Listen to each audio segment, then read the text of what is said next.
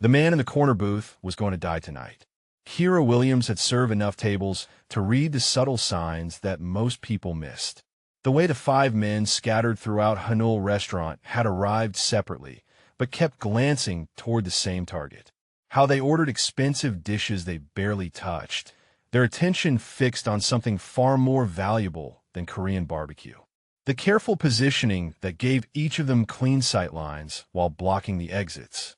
She'd seen this dance before, in places much more dangerous than this upscale establishment in downtown Seattle. The muscle memory of her Army Special Forces training whispered warnings that most waitresses would never recognize. Tonight feels different in your city, doesn't it? There's an electricity in the air that makes you pay attention to details you might normally miss. Drop a comment and let me know where you're watching from, because this story of unexpected alliances could happen anywhere danger and opportunity collide. The target of all that focused attention sat with his back to the wall, commanding his section of the restaurant like a king holding court. Jin-Woo Park moved through the world with the controlled precision of a man who understood that power was measured not by volume, but by the quality of attention it commanded. His tailored charcoal suit fit like expensive armor, and the 2 men flanking his table weren't there for conversation. Kira approached his table with practiced ease, her movements fluid despite the tension radiating through the dining room. The scent of sandalwood and expensive cologne reached her before she spoke, mixing with the aroma of grilled meat and the undercurrent of something far more dangerous. "May I refresh your drink?" she asked, her voice steady as she noted the way his security detail tracked her approach. Their eyes held the weight of men who had seen violence and were prepared to deliver it without hesitation. Jin-Woo looked up from his barely touched plate, dark eyes assessing her with the same intensity he'd probably used to evaluate business deals worth millions. "Thank you," he replied, his accent adding formality to words that carried unexpected warmth. She poured the whiskey with hands that didn't shake, though every instinct screamed that the careful choreography around them was building towards something explosive. The 5 scattered men were shifting position, their movements too synchronized to be coincidental. The first gunshot shattered the elegant atmosphere like thunder through silk. Kira's training overrode conscious thought. She swept the heavy whiskey bottle from the table as the restaurant erupted into screaming chaos, chairs overturning and patrons diving for cover. The man nearest the kitchen rushed forward, weapon drawn, his focus entirely on Jin-Woo. He never saw Kira's strike coming. The bottle connected with precise force against his temple, dropping him instantly. She rolled across the table, her body moving with the fluid efficiency of someone who had navigated far deadlier situations, positioning herself between Jin-Woo and the advancing threats. "Get down," she commanded, her voice carrying an authority that had nothing to do with serving tables and everything to do with keeping people alive under fire. Jin-Woo's security team exploded into action, their weapons appearing with professional speed, but the attackers had planned for that. Muzzle flashes lit the dim restaurant like deadly fireworks as Kira grabbed Jin-Woo's shoulder, pulling him behind the overturned table that now served as inadequate cover. His eyes met hers in that moment of shared danger, recognition flickering across his features. This wasn't the reaction of a frightened waitress. This was someone who understood violence and how to survive it. The firefight lasted perhaps 90 seconds, though time stretched like hours under the adrenaline surge. When silence finally returned to the restaurant, broken only by distant sirens and the quiet moans of the wounded, for bodies lay scattered across what had been an elegant dining room. The 5th attacker had escaped, but not before Kira had seen his face. Not before she'd memorized details that would matter later, when the real consequences of this night began to unfold. Jin-Woo rose slowly, his suit somehow still immaculate despite the chaos. His security team was already moving, checking bodies and securing the scene with military precision. But his attention remained fixed on the woman who had appeared from nowhere to stand between him and death. "You are not what you seem," he said quietly, his voice carrying a mix of curiosity and something that might have been respect. Kira straightened, acutely aware that her carefully constructed ordinary life had just shattered along with the restaurant's windows.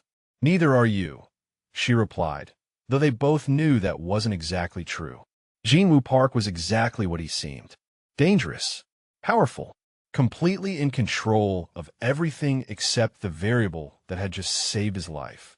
She was the mystery in this equation, and they both understood that mysteries in his world didn't stay hidden for long. The sirens grew closer, and Kira realized with crystalline clarity that her quiet life serving tables and staying invisible had ended the moment she chose to act instead of hide. The man studying her with such intense focus was clearly someone important enough to kill, which meant she had just stepped into a world where the stakes were measured in blood rather than tips. Jin-Woo's security chief approached, speaking rapid Korean that she couldn't understand but recognized as urgent tactical communication. The response patterns, the way they positioned themselves, even their weapon discipline told her these weren't ordinary bodyguards. Whatever organization Jin-Woo Park represented, they took violence seriously enough to be very good at it. She should have been terrified. Any rational person would be planning their escape from whatever she'd accidentally stumbled into. Instead, Kira found herself cataloging details with the same analytical precision that had kept her alive during 3 tours in some of the most dangerous places on Earth. The attack had been professional but sloppy. 5 men against 2 bodyguards should have resulted in a very different outcome, which meant either the attackers had underestimated their target or they'd expected someone else to do the heavy lifting. Someone who hadn't shown up. Jin-Woo was still watching her, his expression unreadable but his attention absolute. Whatever conclusions he was drawing about her unexpected intervention, they were happening behind eyes that had clearly seen enough violence to remain calm in its aftermath. The police would arrive soon, and with them would come questions she couldn't answer without destroying the carefully maintained anonymity that had kept her safe for the past 3 years. But looking at Jin-Woo Park, Kira suspected her anonymity had already been compromised beyond repair. The real question now was whether that would get her killed or keep her alive. The man who had been a target minutes ago was studying her like she held the answer to a question he hadn't known he was asking. In the wreckage of what had been an ordinary Tuesday night, surrounded by evidence of violence that had erupted without warning, they were connected now by something more dangerous than bullets. They were connected by secrets that someone had been willing to kill to protect. The police interview had lasted exactly 47 minutes. Kira counted because timing was everything in situations where the truth could get you killed. She'd given them the carefully edited version of events. Waitress sees armed men, throws bottle in panic, chaos ensues. The kind of story that would satisfy a report without raising questions about why a restaurant server moved like someone with advanced tactical training. What she hadn't told them was that she'd recognized the specific weapons the attackers carried, or that their formation suggested military background, or that the whole operation felt like something designed to send a message rather than simply eliminate a target. Detective Morrison seemed satisfied with her statement, but the man waiting in the hospital corridor when she emerged was a different matter entirely. Jin-Woo Park stood near the windows overlooking the city, his presence somehow making the sterile hospital environment feel smaller and more charged. The expensive suit had been replaced by dark slacks and a crisp white shirt that emphasized the controlled power in his build. Even in civilian clothes, he looked like someone accustomed to having his orders followed without question. "Miss Williams," he said, his voice carrying that same formal precision she'd noticed at the restaurant. "We need to talk." "I gave my statement to the police," she replied, noting how his security detail had positioned themselves to control the corridor without appearing threatening to hospital staff. "Professional work. This is not about statements." Jin-Woo approached with measured steps, his dark eyes studying her face with uncomfortable intensity. "This is about the fact that Army Sergeant First Class Kira Williams, formerly of the 75th Ranger Regiment, chose to protect me tonight instead of taking cover like any sensible person would have done." The words hit like ice water. 3 years of careful anonymity, of staying invisible and unremarkable, destroyed in a single sentence. She kept her expression neutral through pure force of will. though her mind raced through implications and escape routes with automatic precision. "I think you have me confused with someone else," she said calmly. 3 tours: Afghanistan and Syria. Decorated for valor. Discharged honorably after an incident involving civilian casualties that was classified at levels requiring congressional oversight. Jean Wu's recitation was clinical and thorough. "You disappeared from public record 18 months ago. New identity, new city, new life, serving Korean barbecue to people who have no idea they're being protected by someone who once eliminated terrorist cells for a living." The accuracy was terrifying. Information that detailed required resources and connections she'd hoped to never encounter again. Her handler had promised her civilian identity was bulletproof, but standing in this hospital corridor, she realized how naive that assumption had been. "What do you want?" she asked, abandoning the pretense. "To keep you alive." Jean Wu moved closer, and she caught the scent of sandalwood and leather that had marked him at the restaurant. "The attack tonight was not random. My organization has been targeted by rivals for several months, and they have now escalated to direct action. You were seen helping me. You're no longer invisible." The implications settled around her like a trap closing. Professional killers didn't leave witnesses, especially not witnesses with military training who could identify them. By acting to save Jean Wu's life, she'd painted a target on her own back that would be nearly impossible to remove. "I can take care of myself," she said, though they both knew that individual capability only went so far against organized opposition with resources. "Perhaps." Jean Wu's slight smile held no warmth. "But you cannot watch yourself 24 hours a day, and they now know your face, your name, and where you work. How long do you think it will take them to discover where you live?" The question hung in the air like a blade. She'd chosen her apartment specifically for security, but any location could be compromised with enough motivation and manpower. The people who had attacked the restaurant tonight clearly possessed both. "What exactly are you proposing?" she asked. "You will stay at my compound until this situation is resolved." Jean Wu spoke like he was dictating terms rather than making a request. "You will be protected by my security team, and in return, you will provide tactical consultation regarding defensive preparations.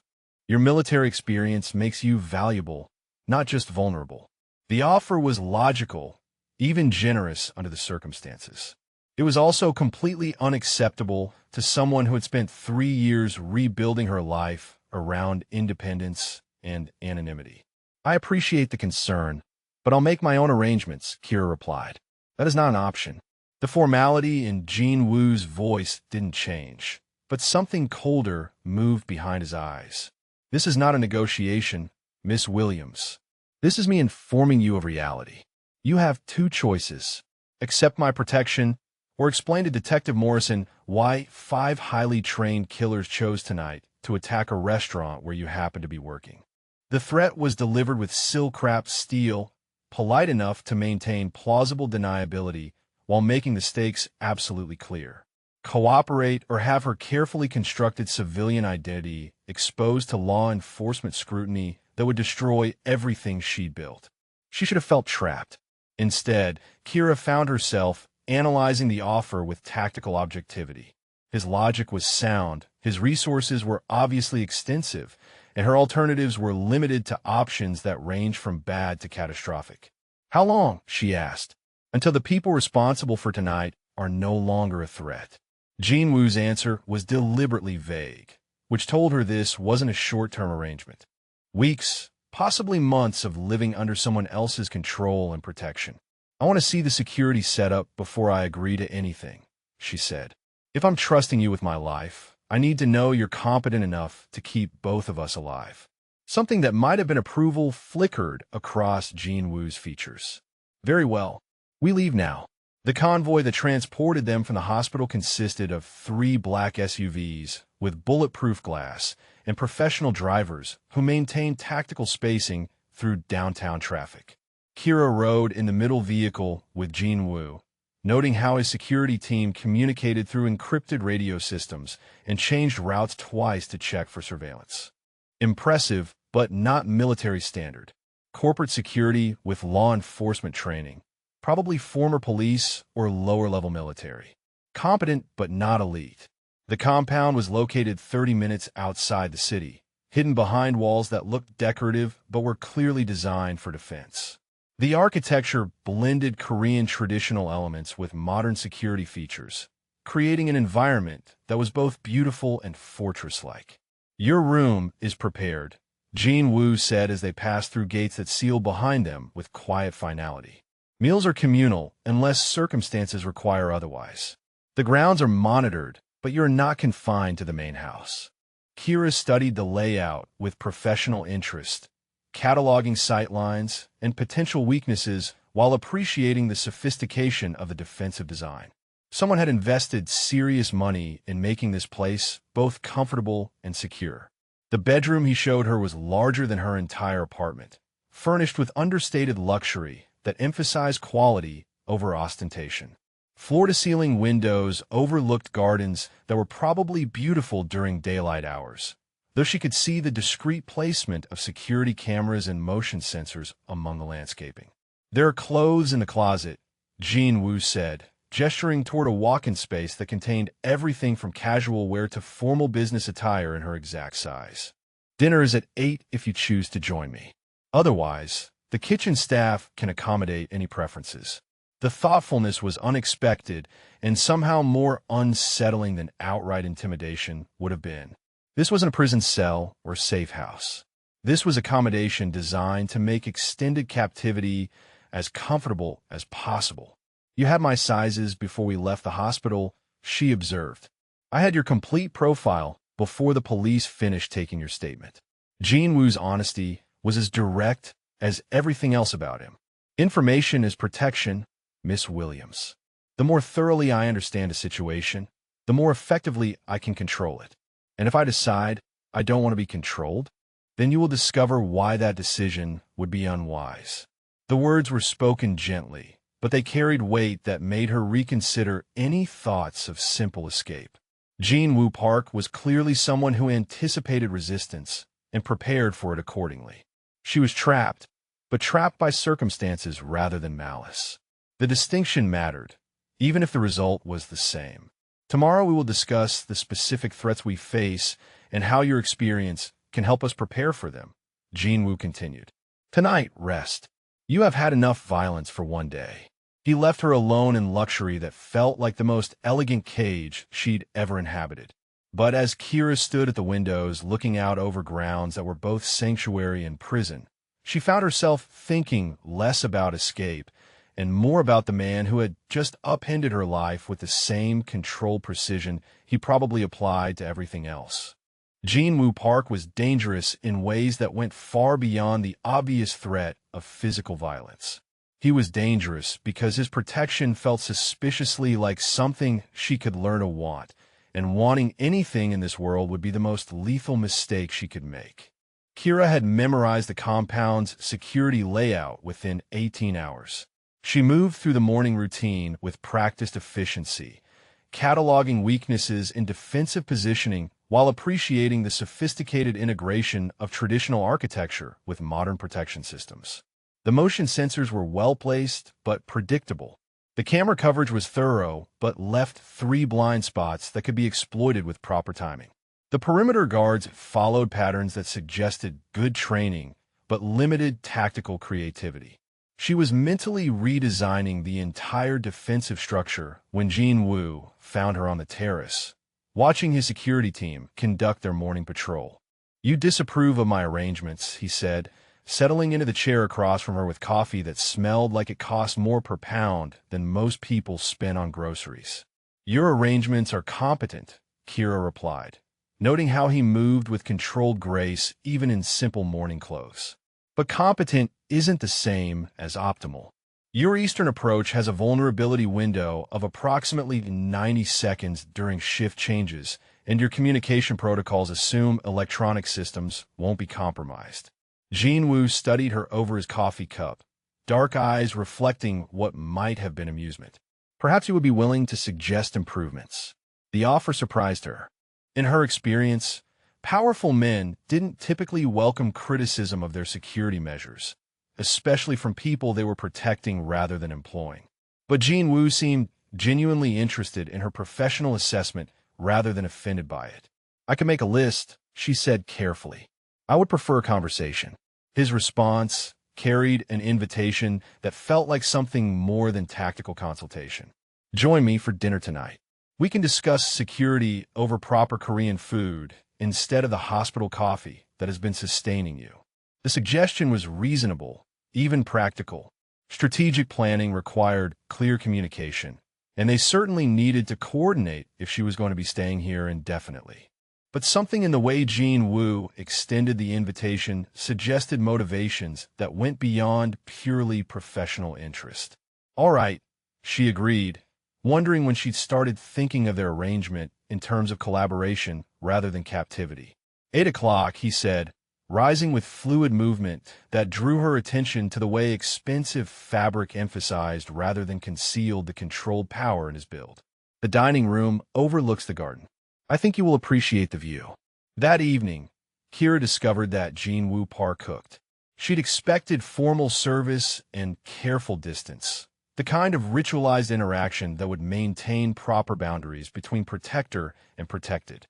Instead, she found him in the kitchen, sleeves rolled up and hands moving with surprising expertise as he prepared what appeared to be an elaborate meal from scratch. "You look surprised," he observed, not pausing in his preparation of what she recognized as kimchi jjigae despite her limited knowledge of Korean cuisine. "Most people in your position have staff for this," she replied, watching him work with the same focused precision he applied to everything else. "Staff prepare meals for business. This is not business." Jean Wu ladled the stew into bowls with careful attention to presentation. "This is courtesy between people who must depend on each other for survival." The distinction was subtle but meaningful, marking a shift from the formal arrangements of the previous day towards something that felt dangerously close to hospitality. Kira accepted the bowl he offered, inhaling spices that were complex and warming, noting how their fingers brushed briefly during the exchange. They ate at a small table that looked out over gardens illuminated by subtle lighting that created pools of golden warmth in the darkness. The food was exceptional, layered with flavors that spoke of technique learned over years rather than casual interest. "Where did you learn to cook like this?" she asked, genuinely curious about this unexpected facet of a man who commanded criminal organizations with quiet authority. "My grandmother." Jean Wu's voice carried warmth that she hadn't heard before, softening the formal edges that usually characterized his speech. She believed that a man who could not care for himself could not properly care for others. Cooking was one of her requirements for proper leadership. "That's not a typical MBA curriculum," Kira observed, earning what might have been the first genuine smile she'd seen from him. "My education was not typical in many ways," he admitted. "Traditional expectations combined with modern necessities, honor and pragmatism, family obligation and personal choice. The balance is not always simple to maintain." She heard something in his tone that suggested the weight of those expectations was heavier than he usually allowed others to see. The revelation of complexity beneath his controlled exterior made him seem more human and somehow more dangerous to her carefully maintained emotional distance. "Family obligation can be a prison sometimes," she said, thinking of her own complicated relationship with duty and the choices that had led her to 3 tours in places where people died for causes they barely understood. "Yes." Jean Wu met her eyes across the table, and for a moment the formal barriers dropped entirely. The responsibility to protect, to provide, to maintain honor according to standards set by generations who never faced the challenges of modern reality. Sometimes the cage is made of expectations rather than bars. The honesty was unexpected and intimate in ways that had nothing to do with physical proximity.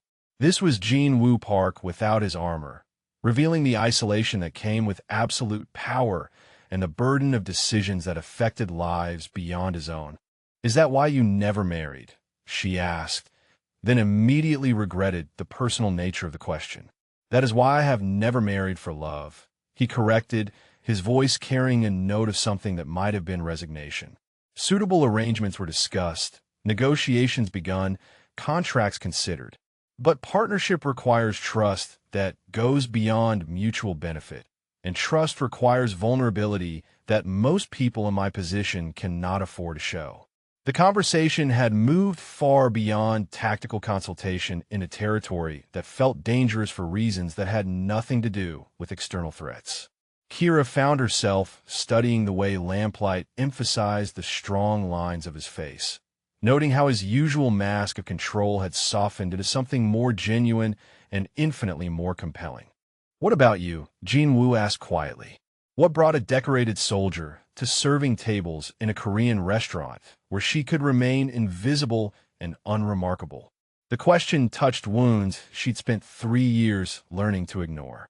The missions that had gone wrong, the civilian casualties that haunted her dreams, the way her dedication to protecting others had ultimately made her a liability to the very people she'd sworn to serve. Sometimes protecting people requires you to become the kind of person they need protection from, she said finally. After a while, you realize that the line between hero and threat is thinner than anyone wants to admit. So you disappear before someone else has to make that distinction for you. Jinwoo nodded with understanding that suggested he'd walked similar ethical borderlands in service of necessary but morally complex goals. They sat in comfortable silence for several moments, the weight of shared recognition settling between them like an invisible bridge across the careful distance they'd been maintaining. "You see the compound's weaknesses because you understand how hunters think," he observed eventually. "And you cook for people because you understand that power without care becomes tyranny," she replied, recognizing the parallel between his protective instincts and her own complicated relationship with duty and violence. The moment stretched between them, charged with awareness that went beyond tactical cooperation or circumstantial proximity. This was recognition of fundamental compatibility, the dangerous realization that they understood each other in ways that could complicate everything about their current arrangement. Jin Woo's phone buzzed against the table, shattering the intimate atmosphere with electronic urgency. He glanced at the message, and his expression shifted immediately back toward professional alertness. "What is it?" Kira asked, reading the tension in his posture. "Intelligence from Seoul. The organization responsible for the restaurant attack has been asking questions about American military personnel with certain skill sets. They know more about you than we initially assumed, and they're specifically interested in acquiring your services." The revelation changed everything. This wasn't random retaliation for interfering with their assassination attempt. They had identified her as a valuable asset worth pursuing rather than simply eliminating. "They want to recruit me," she said, understanding the implications immediately. "Or remove you as a potential threat to their operations," Jinwoo replied grimly. "Either way, your value to them makes you far more dangerous to keep close and far more dangerous to release." Kira felt the walls of her situation closing in with mathematical precision. Every option led to versions of captivity, whether under Jinwoo's protection or someone else's control. The only variable was which form of confinement offered the better chance of eventual survival. But sitting across from Jinwoo Park in the warm glow of the dinner they'd shared, watching his concern for her safety compete with his obvious frustration at the complexity of their situation, she realized that survival might not be the only factor worth considering. The man who had just revealed his vulnerability over a meal he'd prepared with his own hands was nothing like the distant authority figure who had dictated terms at the hospital. This version of Jinwoo Park was someone she could imagine trusting with more than just her physical safety. The realization terrified her more than any external threat ever could. "How long before they make their move?" she asked, forcing her focus back to tactical considerations. "Days, perhaps hours." Jinwoo rose from the table with controlled urgency, the moment of intimate connection shifting seamlessly back into operational planning. "We need to accelerate our defensive preparations and assume they have intelligence about our current security measures. Then we'd better get started on those improvements I mentioned," Kira said, standing to join him in what she now understood would be preparation for siege rather than temporary inconvenience. As they moved together toward the compound security center, She caught the scent of sandalwood and leather that was becoming dangerously familiar, noted how their partnership had evolved from reluctant cooperation to something that felt suspiciously like chosen collaboration. The trap was closing around them both, but Kira realized she was no longer thinking primarily about escape. The surveillance drone appeared at dawn, barely visible against the overcast sky until Kira's trained eye caught the unnatural movement pattern that marked it as hostile rather than commercial air traffic. She was running her morning perimeter check when the device made its first pass over the compound, its flight path too methodical to be coincidental and too low to be legal civilian operation. The operators were either very confident or very stupid, revealing their surveillance so openly. Kira sprinted toward the main house, her body moving with automatic efficiency as tactical priorities aligned in perfect clarity. Warn Jinwoo. Assess immediate threat level. Determine whether this was reconnaissance or preparation for direct assault. She found him in his study, reviewing what appeared to be financial documents with the same focused intensity he applied to everything else. The morning light streaming through the windows emphasized the controlled power in his shoulders beneath the crisp white shirt, and for a moment she was distracted by the way his concentration made him seem both more human and more dangerous. "We have company," she said without preamble, noting how he immediately shifted from civilian relaxation to operational alertness. "What kind of company?" Jinwoo rose smoothly, already moving toward the windows that overlooked the eastern approach where the drone had been most active. Aérial surveillance. Commercial drone modified for extended range, probably carrying high-resolution cameras and possibly audio equipment. Kira joined him at the window, her shoulder brushing his as they both scanned the sky for threats. The brief contact sent awareness through her that had nothing to do with tactical cooperation and everything to do with the way his presence had become both comfort and complication. There, Jinwoo pointed toward a barely visible speck moving with mechanical precision above the tree line. His voice carried controlled anger that suggested this intrusion was both expected and completely unacceptable. "I can bring it down," Kira said, already calculating angles and equipment requirements. "Small arms fire from the roof position, or we could use electronic countermeasures if you have that capability." "No." Jinwoo's refusal was immediate and absolute. "We do not reveal our defensive capabilities for reconnaissance. They're testing our responses, gathering intelligence about how we react to pressure." The tactical logic was sound, but Kira's instinct screamed against passive acceptance of enemy surveillance. Allowing hostile observation was the first step toward successful assault, and every minute they delayed response gave the enemy more detailed intelligence about the compound's layout and security measures. "So we let them map our entire defensive structure," she said, frustration bleeding through her professional calm. "We let them see what we choose to show them." Jinwoo moved away from the window with deliberate casualness, his body language suggesting routine, morning activity rather than threat assessment. There is value in appearing vulnerable when you are actually prepared. His strategy made sense from a long-term perspective, but it required accepting short-term risk that made every tactical nerve in her body protest. This was the difference between criminal leadership and military command structure. Different priorities, different acceptable risk levels, different definitions of victory. Over the next 3 hours, the surveillance continued with methodical thoroughness. The drone made multiple passes, varying altitude and approach angles in ways that suggested professional operation rather than amateur curiosity. Kira tracked its movements from various positions throughout the compound, noting how Jinwoo's security team maintained normal routines despite the obvious observation. The discipline was impressive, but incomplete. She could see defensive gaps that the surveillance would certainly identify, vulnerabilities that could be exploited by anyone with military training and sufficient motivation. "Your perimeter guard changes shift at the same time every day," she told Jinwoo when they reconvened in his study after lunch. "The eastern approach has a 90-second window where sight lines are compromised, and your communication protocols rely too heavily on electronic systems that could be jammed or intercepted. "These observations are not new," he replied calmly. "I am aware of the limitations in our current security posture." "Then why haven't you fixed them?" The question came out more sharply than she'd intended, but the combination of passive surveillance acceptance and acknowledged vulnerabilities was driving her tactical mind toward dangerous frustration levels. "Because fixing them would require changes that my organization is not prepared to implement," Jean Wu said, his voice carrying the weight of complex considerations beyond simple security improvements.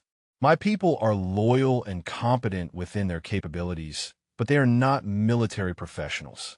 The modifications you suggest would require different personnel, different training, different operational philosophy."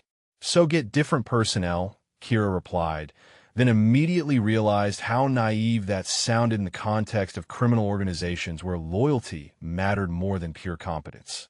"Loyalty cannot be purchased, Miss Williams." Jean Wu's formal use of her surname marked a return to professional distance that felt like a door closing between them. "It must be earned over years and proven through shared experience. The people who guard this compound have protected my family for a generation. I will not dismiss them because their training does not meet military standards." The explanation revealed layers of obligation and responsibility that made Jean Wu's position more complex than simple strategic calculation. He was balancing security needs against human relationships, tactical requirements against loyalty considerations. It was admirable and potentially fatal. "Then train them," she said. "If you won't replace them, upgrade them. I can design protocols that work with their existing capabilities while addressing the major vulnerabilities. You are assuming you will be here long enough to implement such training." His words carried careful neutrality that suggested this was not an assumption he shared. The statement hit like cold water. Despite the shared meals and intimate conversations, despite the way their partnership had evolved from reluctant cooperation to something that felt like chosen collaboration, Jean Wu was still thinking of her presence as temporary inconvenience rather than permanent addition. "How long exactly do you expect this arrangement to last?" she asked, recognizing that they were approaching territory that neither of them had been willing to address directly. "Until the current threat is neutralized and you can safely resume your civilian life," he replied, the formal language creating distance that felt like armor against implications neither of them was ready to explore. "And what if I don't want to resume my civilian life?" The question emerged before her tactical mind could analyze its implications or her emotional defenses could prevent its expression. Jean Wu went very still, his dark eyes studying her face with intensity that made her acutely aware of how completely the conversation had shifted from strategic consultation to personal territory. The silence stretched between them, charged with recognition of possibilities that could change everything about their careful arrangement. "This is not your world," he said finally, his voice carrying gentleness that somehow made the rejection more complete than harsh dismissal would have been. "This is not the world you chose," she corrected. "I chose at the moment I decided to protect you instead of hiding under a table like any sensible person would have done. That choice was instinctive reaction, not calculated decision." Jean Wu rose from behind his desk, moving toward the windows with controlled tension that suggested her words had struck deeper than his careful response indicated. "When the immediate threat is resolved, you will remember why you left military life behind. You will want peace and anonymity, not the constant danger that comes with my protection." "You don't get to decide what I want," Kira said, standing to face him across the room that suddenly felt too small to contain the weight of everything they weren't saying directly. "You don't get to make choices about my future based on what you think I should need. I get to decide what risks I am willing to accept on behalf of people I care about," Jean Wu replied, the words carrying admission that he hadn't intended to make. The phrase hung in the air between them, acknowledging emotional investment that made their professional arrangement infinitely more complicated. "People I care about, not assets to protect or obligations to fulfill, but something personal and dangerous and absolutely forbidden by every rational consideration." The surveillance drone chose that moment to make another pass, its mechanical buzz audible through the windows like a reminder of external realities that made emotional complications a luxury neither of them could afford. They're preparing for something, Kira said, forcing her attention back to immediate tactical concerns. This level of detailed surveillance suggests action planning rather than simple intelligence gathering. I know. Jin-Woo moved away from the windows, his posture shifting back toward operational alertness. My contacts in Seoul confirmed unusual activity from the Huang organization. Movement of personnel, acquisition of specialized equipment, payments to contractors with specific skill sets. What kind of skill sets? Kira asked, though she suspected she already knew the answer. Military trained. Combat experienced. The same qualifications that make you valuable to them make you dangerous to possess, Jin-Woo replied grimly. They know that taking you from me send a message about their capabilities while acquiring an asset they believe could be useful for future operations. So this isn't about revenge for the restaurant, she realized. This is about acquisition. They want to own me. Yes. The single word carried weight that made their situation infinitely more complex. You're not just a witness to be eliminated or a complication to be resolved. You are a prize worth significant risk and investment to possess. The revelation changed the tactical calculus completely. This wasn't a defensive situation with a clear endpoint when threats were neutralized. This was an ongoing competition for a valuable asset, with her as the prize rather than simply the protected party. Then we need to make me too expensive to take, she said, recognizing that her role in their defensive preparations needed to evolve far beyond consultation and advice. We need to make sure they understand that attempting to take you would be the last mistake they ever make, Jin-Woo corrected, his voice carrying cold promise that reminded her exactly why he commanded respect in dangerous circles. The possessive edge in his tone sent awareness through her that had nothing to do with tactical considerations and everything to do with the way his protection felt increasingly like something she wanted rather than simply needed. They're going to move tonight, aren't they? She said, reading the tension in his posture and the way he'd positioned himself between her and the windows. Yes. Jin-Woo's confirmation carried certainty that suggested intelligence beyond what he'd shared with her. Which means we have approximately 6 hours to prepare for the kind of assault that will test every defensive capability we possess. Then we'd better make those 6 hours count, Kira replied, moving toward the door with purpose that felt like stepping across a line she could never uncross. As she reached for the handle, Jin-Woo's voice stopped her with quiet intensity that made her turn back to face him. Kira. The use of her first name marked a return to personal territory despite the tactical urgency surrounding them. When this is over, when you have choices again, remember that some cages are built from care rather than control. Remember that protection and partnership are not mutually exclusive.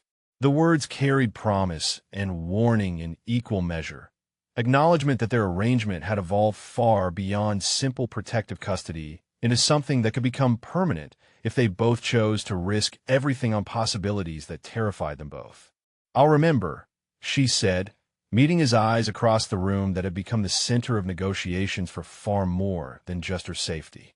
Then they moved together toward preparations that would determine whether they survived long enough for those possibilities to matter. They came at 3:17 in the morning, when most people would be deepest in sleep and least capable of coordinated response. Kira was awake, positioned at the eastern window where she could monitor the approach route that surveillance had identified as their primary vulnerability. She'd been rotating shifts with Jin-Woo's security team, her military training providing early warning capabilities that might mean the difference between survival and catastrophe. The first explosion took out the main gate with professional precision, the blast calculated to disable rather than completely destroy, preserving the approach route for rapid assault. No amateur work. These people understood siege tactics and had come prepared for serious resistance. Movement, she called into the communication system, her voice carrying trained calm despite adrenaline flooding her system. Multiple vehicles, coordinated approach from 3 directions. They're using the surveillance intelligence exactly as we predicted. Jean Wu's voice came back immediately, steady and controlled. Positions, everyone. Execute Defensive Protocol 7. The compound erupted into coordinated response as a security team moved to predetermined positions with discipline that proved their loyalty was matched by competence when properly directed. Kira had spent the previous 6 hours working with them to address the major tactical vulnerabilities she'd identified, creating layers of defense that would channel attackers into killing zones while protecting the main house. She moved through the corridors with fluid efficiency, weapon systems feeling natural in her hands after 3 years of civilian life that had never quite erased the muscle memory of combat operations. The scent of gunpowder and tactical gear brought back memories of missions where success was measured by who walked away alive. The assault came in waves, each more aggressive than the last, as the attackers realized they were facing more sophisticated resistance than they'd anticipated. Automatic weapons fire shattered windows and chewed through walls, but the defensive positions held because they'd been designed by someone who understood both assault tactics and defensive requirements. Kira found herself fighting beside Jean Wu with a synchronization that felt natural despite their brief acquaintance. He moved with controlled violence when necessary, but his focus remained consistently on coordination and protection rather than simple elimination of threats. Even in combat, his priority was preserving life rather than taking it. "They're trying to flank through the gardens," she called out, tracking movement through the landscaping that had seemed purely decorative but was proving to provide excellent concealment for hostile approach. "Take Chun and Williams and seal that approach," Jean Wu replied, demonstrating tactical awareness that matched his organizational leadership. "I'll maintain coordination from the central position." The garden engagement was brief but intense. 3 men with military training attempting to breach through terrain they'd studied but never experienced under defensive fire. Kira's special operations background gave her decisive advantages in close-quarters combat, but she took no satisfaction in the violence that followed. This wasn't war with clearly defined objectives and rules of engagement. This was personal threat elimination, and the stakes were measured in the lives of people she had chosen to protect rather than abstract strategic objectives. The main assault came 20 minutes later, after the preliminary probes had been repelled and the attackers realized they were facing serious opposition rather than standard corporate security.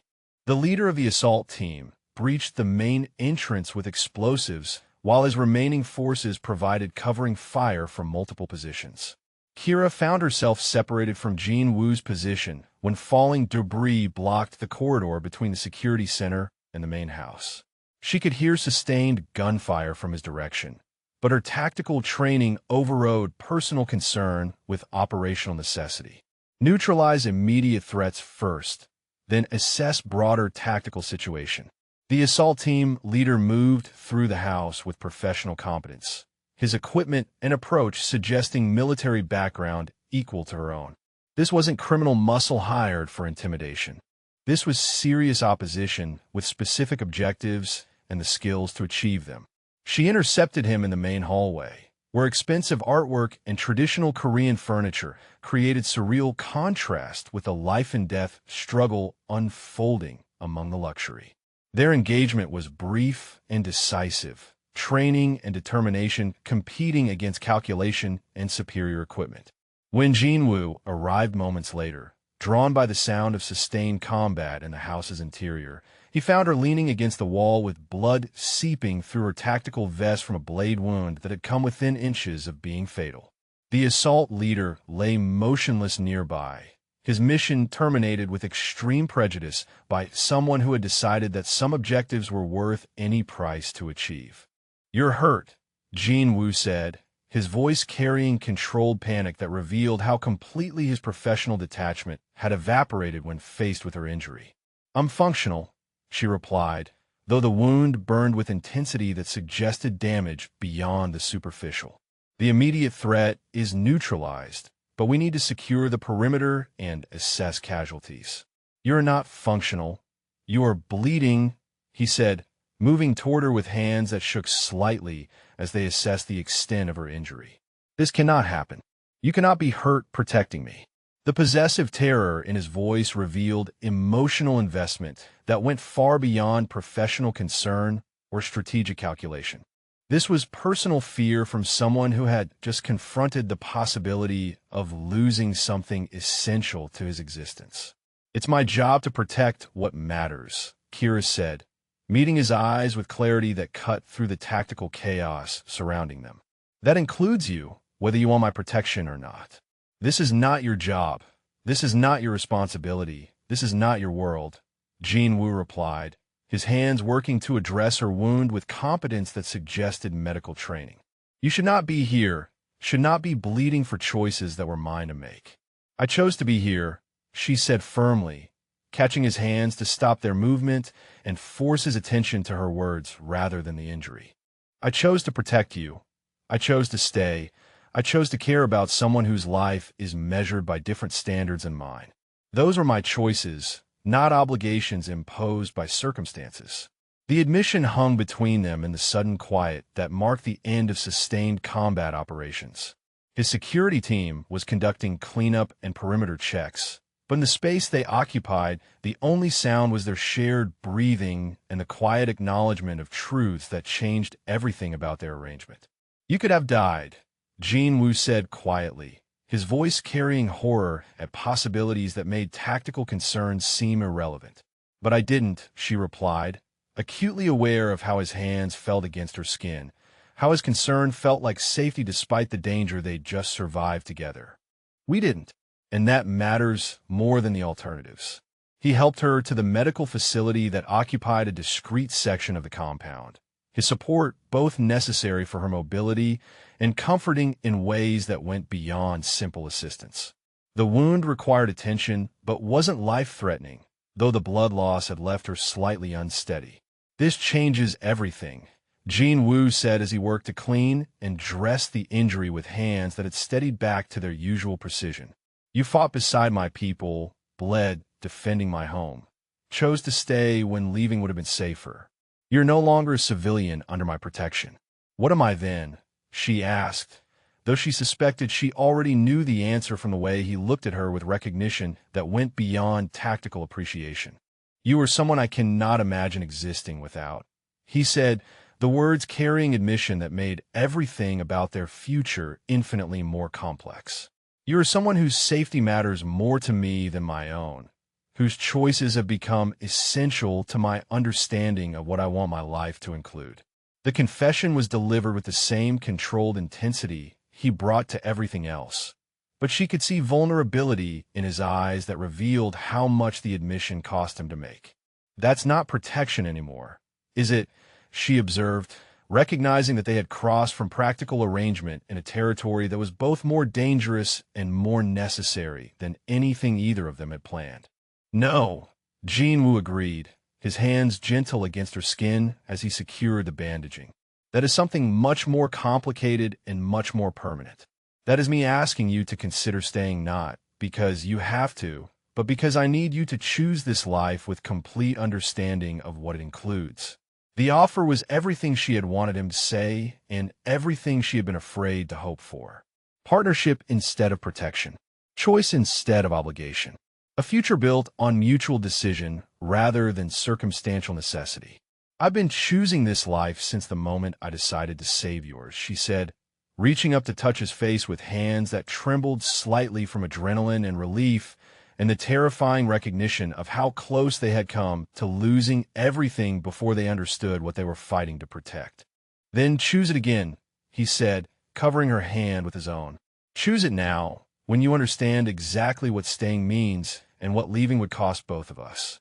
Outside, his security team was conducting the systematic cleanup that followed successful defensive operations. But in the quiet medical facility, they had created space for decisions that would determine whether tonight marked an ending or a beginning. "I choose you," she said simply, the words carrying weight that made formal marriage proposals seem insignificant by comparison. "I choose this dangerous, complicated, impossible life because it includes you and because anything else would feel like surrender." When Jin Woo kissed her, gentle despite the intensity that had been building between them for days, it felt like claiming and being claimed in return. like recognition of partnership that was strong enough to survive anything the world might demand of it. The taste of danger and decision lingered between them, marking the moment when protection became devotion and devotion became the foundation for everything that would follow. The morning light streaming through the medical facility windows found them still talking, still processing the weight of decisions made in darkness and violence that would reshape everything about their future together. Kira's wound had been properly treated and bandaged, but Jin-Woo remained close enough to touch, his presence both protective and possessive in ways that no longer felt like captivity. The man who had once dictated terms of her protective custody was now asking permission for every gesture, every decision that might affect her choices about their shared future. The aftermath reports painted a clear picture. The assault had been comprehensive but ultimately unsuccessful, with the attacking force neutralized and their financial backers now facing consequences that would discourage similar attempts. Jin-Woo's organization had responded with decisive action that sent clear messages about the costs of targeting people under his protection. "You are free to leave," he said quietly, the words carrying weight that made formal legal documents seem insignificant by comparison. "The original threats have been neutralized. The protection contract that brought you here no longer has any binding force. You have complete autonomy to choose whatever life you want to build." The offer of freedom was absolute and genuine, which made her choice to stay infinitely more meaningful than any agreement reached under duress could have been. This was Jin-Woo Park dissolving every obligation and constraint that had defined their arrangement, giving her the power to walk away from everything they had built together. "And if I choose to stay?" she asked, though her decision had already been made in the moments when she'd fought beside him and bled, defending the life they were building together. "Then you stay as my equal partner in every aspect of this life," he replied, his voice carrying the controlled intensity that marked his most important promises. "Not as someone under my protection, but as someone whose judgment and capabilities I depend on. Not as a guest in my world, but as someone who helps me shape that world into something worthy of both our choices." The distinction was crucial, marking the complete transformation of their relationship from protective custody to genuine partnership built on mutual respect and chosen commitment. She would have authority rather than accommodation, voice rather than shelter, power rather than simple safety. "I want to redesign your entire security structure," she said, testing the boundaries of the partnership he was offering. "I was hoping you would," Jin-Woo replied with the first genuine smile she'd seen from him since the assault began. "Your tactical expertise, combined with my resources and personnel, could create defensive capabilities that would make future attacks not just unsuccessful, but inadvisable to attempt." They spent the next several hours planning modifications that would integrate her military background with his organizational requirements, creating security protocols that balance protection with the operational flexibility necessary for his business enterprises. The collaboration felt natural, their different experiences complementing each other in ways that produced solutions neither could have developed alone.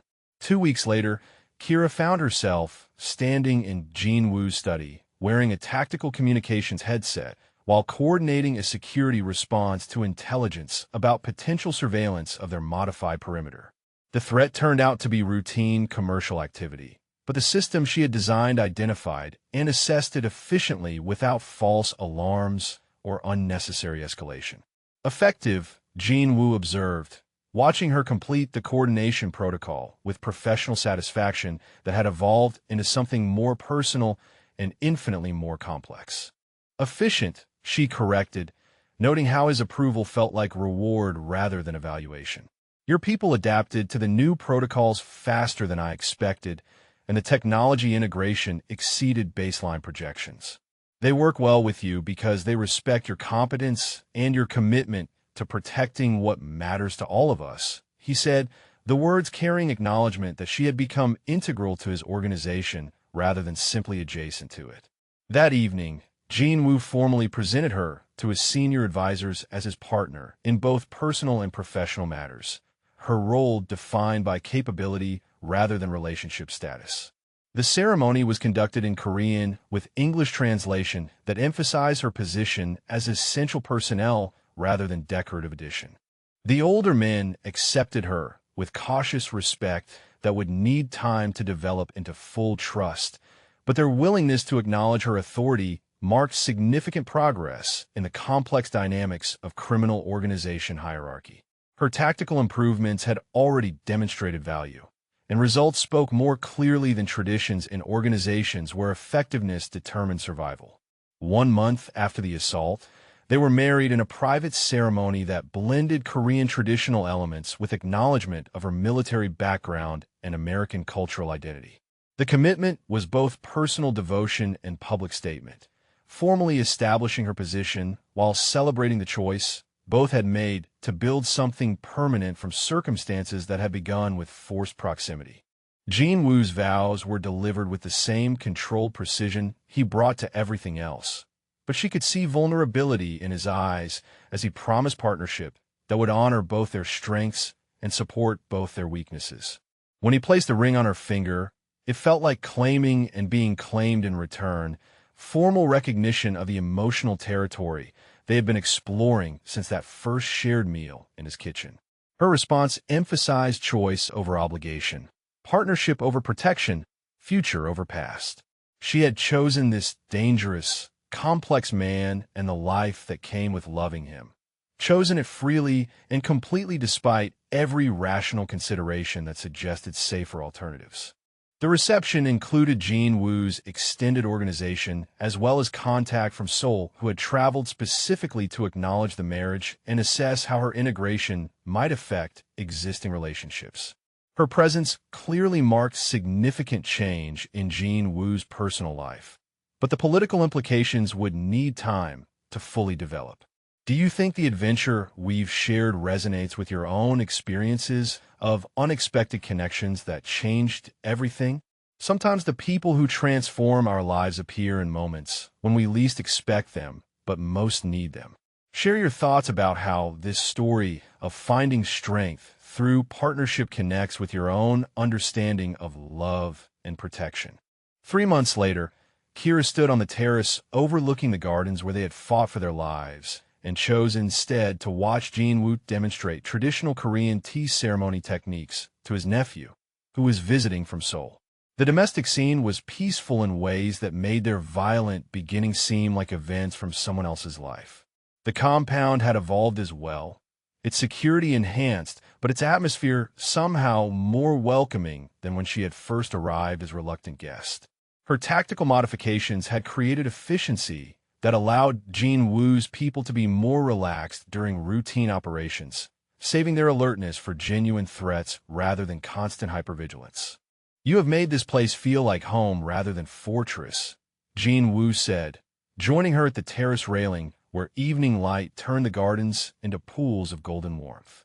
"We made it home," she corrected, leaning against his side with the comfortable ease of someone who had found her place in the world through choosing to stay rather than being forced to remain. The distinction still mattered, even after months of partnership that had proven their compatibility in both dangerous and peaceful circumstances. She stayed because she wanted to, because the life they had built together offered more satisfaction than any alternative she could imagine.